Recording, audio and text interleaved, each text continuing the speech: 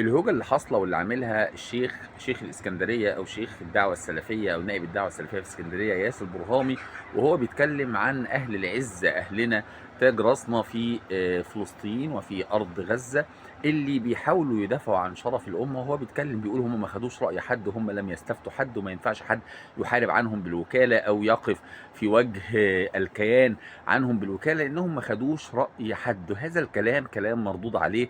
احنا مش شيوخ ولا حاجة، لكن الرسول عليه الصلاة والسلام ما كانش بيستأذن حد. والرسول عليه الصلاة والسلام لما نقضت بنو قينقاع وبنو قريظة وبنو النضير العهد، خرج النبي صلى الله عليه وسلم، فكانت الغزوات وكانت بعدها الفتوحات، لأن الكيان منذ القدم قديما وحديثا ينقض العهود، ليس لهم عهد ولا ميثاق ولا ذمة. فبقى جاي النهاردة انت تدافع عن مين، او جاي تبرر لمين، او جاي تقف مع مين، او جاي توالي مين؟ انت ما عرفتش يا مولانا الولاء والبراء اللي انتوا قعدتوا تعلموه للناس عشرات السنين، ولما جه وقت الولاء والبراء بدأت انت تتقلص وتتنصل منه وتعلن ان والله اصل هم ما خدوش رأي حد، فما ينفعش تقولوا يا جماعة الناس تحارب عنهم، او الناس تقيم الحروب او تجيش الجيوش، لانهم لم يتخذوا او لم يستمعوا لآراء احد واتخذوا موقفا فرديا. فطالما هم اتخذوا موقف فرديا، يعني على كلام عم الشيخ ياسر برهامي، فيذهبوا إلى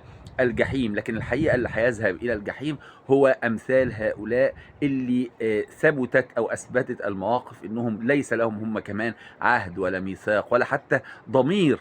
أنت المفروض النهاردة تقف مع أهل الحق أينما كانوا، لكن برهامي وأمثاله بيثبتوا أنهم للأسف الشديد ليسوا مع أهل الحق.